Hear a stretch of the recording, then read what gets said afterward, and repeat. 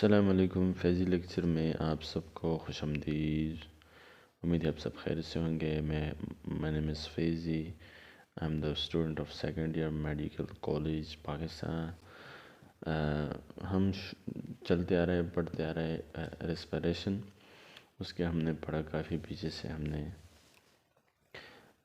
पिछले लेक्चर में हमने पढ़ा structure of lung, external structure पढ़ा हमने। फिर हमने अपर एंड लोअर फेरिंग्स पढ़ा। फिर हमने ट्रेकिया पढ़ा। फिर हमने ब्रोंकी पढ़ा। फिर ब्रोंक्यूल, फिर अल्वेलाई। ये सारी चीज़ें हमने अभी तक कर ली। अभी जो इसके बाद जो टॉपिक है जो हम करने जा रहे हैं वो है मैकेनिज़्म ऑफ रेस्पिरेशन।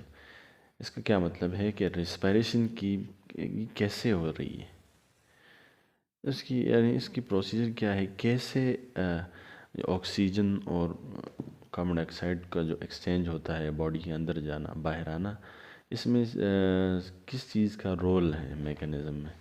तो सबसे पहले तो रेस्पिरेशन के दो टाइप्स है, ये बात जहन में रखिए।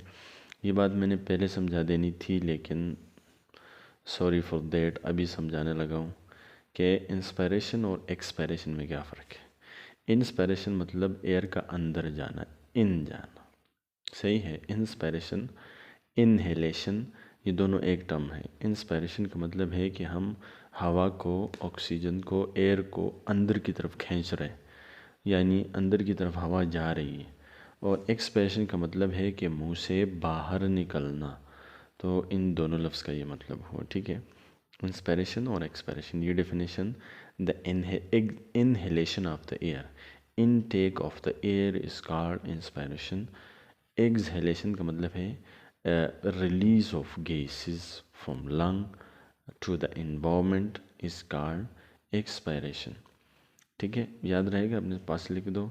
The release of gases, gas का बाहर निकलना। अब इस बात को आप किसी भी तरीके से लिख सकते हो, ये आपकी मर्ज़ी, लेकिन इसका ये मतलब हुआ।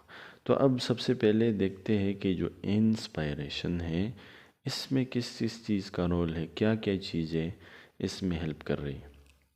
अच्छा, जो मैं आपको समझा रहा था एक्सपायरेशन और इंस्पायरेशन में मेन रोल किसका होता है।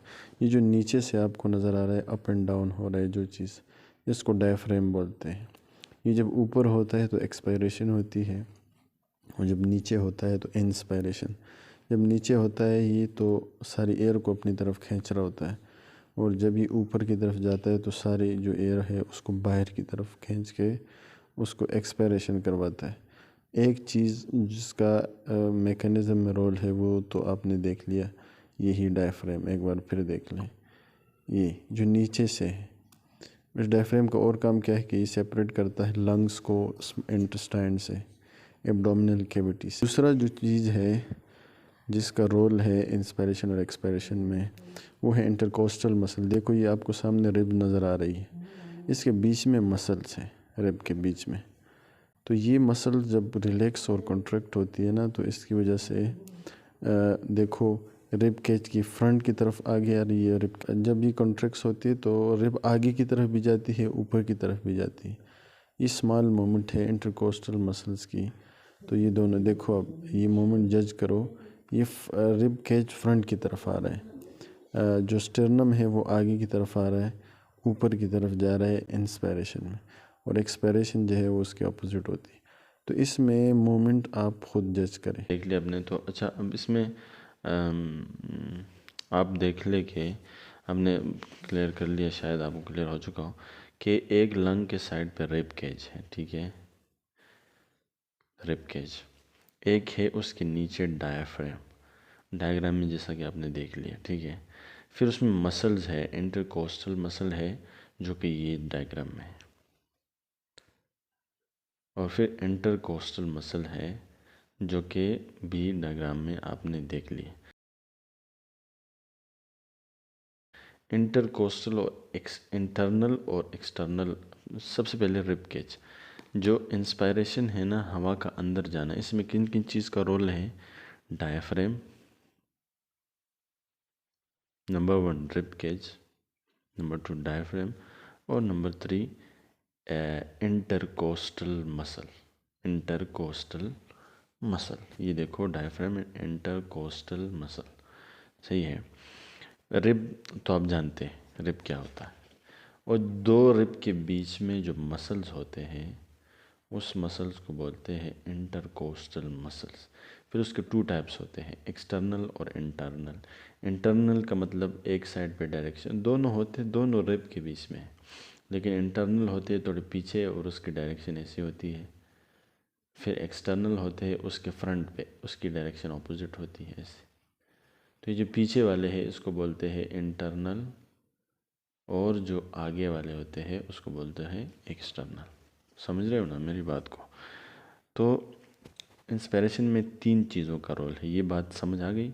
Rib, diaphragm and intercostal. IC का मतलब है इंटरकोस्टल, इंटरकोस्टल मसल, ठीक है। एक्सटर्नल इंटरकोस्टल समझ आ गई, यहाँ से जो बाहर है, जो जो स्किन साइड पे होती है, और इंटरकोस्टल जो अंदर साइड पे होती है, ठीक है। तो रिब केज के साथ क्या होगा? रिब केज जाएगा अपवर्ड एंड आउटवर्ड। आउट का मतलब सीना बाहर निकल जाता है, सही है। डायफ्राम जो है वो डाउनवर्ड चला जाता है। डायग्राम में आपने देख लिया डायफ्राम में, यहाँ पर आपको इस डायग्राम में देखो, मैंने कहा ये रिब है, ये आपको मैंने समझा दिया था। इसके नीचे ऊपर रिब्स है, उसके नीचे लंग्स है, लंग्स के नीचे एक मेम्ब्रेन पास करती है। मेम्ब्रेन क्या होता है देखो, ये स्ट्रक्चर मैं आपको कैसे समझाऊं। यहाँ पर देखो ये स्ट्रक्चर है ना ऐसा, तो ऐसा वो ऐसे होगा, जब रिब ओपन होंगे ना तो ऐसा होगा। तो इंटरकोस्टल मसल जो है रिलैक्स, इसमें MCQs ये है इम्पॉर्टेंट MCQs, जो इंटरकोस्टल मसल्स हैं। देखो छोड़ो सब बातों को, सबसे पहले रिब्स अपवर्ड गए और आउटवर्ड, तो मतलब उसके अंदर स्पेस बढ़ गई, रिब के अंदर स्पेस बढ़ गई, ठीक है। जब रिब के अंदर स्पेस बढ़ गई है तो उसके ज़ाहिर है दो रिब्स के बीच में जो मसल्स होंगे वो भी तो कॉन्ट्रैक्ट रिलैक्स करेंगे ना। तो इसमें जो एक्सटर्नल है ये कॉन्ट्रैक्ट करेगा और इंटरनल रिलैक्स करेगा। अब इस बात को आप याद कर लें, ये MCQs में कभी कभी पूछी जाती है कि जो मसल है रिब के अंदर, एक्सटर्नल, इंटरकोस्टल और इंटरनल। एक्सटर्नल कॉन्ट्रैक्ट करेगा IR से, आप information IR, infra radiation. IR मतलब क्या है, इंटरनल जो है वो रिलैक्स करेंगे। और EC मतलब एक्सटर्नल जो है वो कॉन्ट्रैक्ट करेंगे। C से कॉन्ट्रैक्ट, E से एक्सटर्नल, तो सही है। डायफ्राम का क्या होगा आप खुद सोचो। अब इंस्पायरेशन क्या करना है, इंस्पायरेशन करने के लिए बॉडी ने जो यहाँ पर कैविटी है उसको बढ़ाना है, उसके साइज़ को बड़ा करना है, बड़ा। तो बड़ा करने के लिए क्या क्या ज़रूरी है, ये डायफ्राम ऊपर जाएगा या नीचे? नीचे आएगा ना, नीचे आएगा तो ऊपर ये खाली जगह बढ़ेगी, और ये रिब्स जो है ये साइड पे जाएंगे, रिब्स साइड पे जाएंगे, आगे की तरफ आएंगे। और जो देखो बुक में मैं आपको समझाऊँ, बुक में ये देखो यार, ये देखो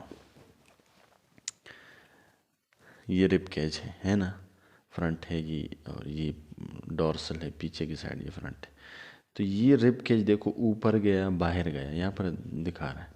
और ये नीचे जो ये है ना, ये डायफ्राम है, ये नीचे जाएगा तो अंदर एक डूम शेप बनेगी, ठीक है। तो इसके साथ होगा क्या कि अंदर जगह खाली बहुत ज़्यादा हो जाएगी और हवा रश करके अंदर आएगी। ये डायफ्राम है, देखो यहाँ पर इन्होंने बताया कि डायफ्राम नीचे गया, नीचे गया तो ऊपर लंग जो है उसके लिए खाली जगह बच गई और उसने हवा को खींच लिया। देखो हवा, हम तो ये समझ रहे हैं कि हवा जो है जो हम अंदर, ये हवा प्रेशर लगा रही है तो अंदर फेफड़े बड़े होते हैं, हम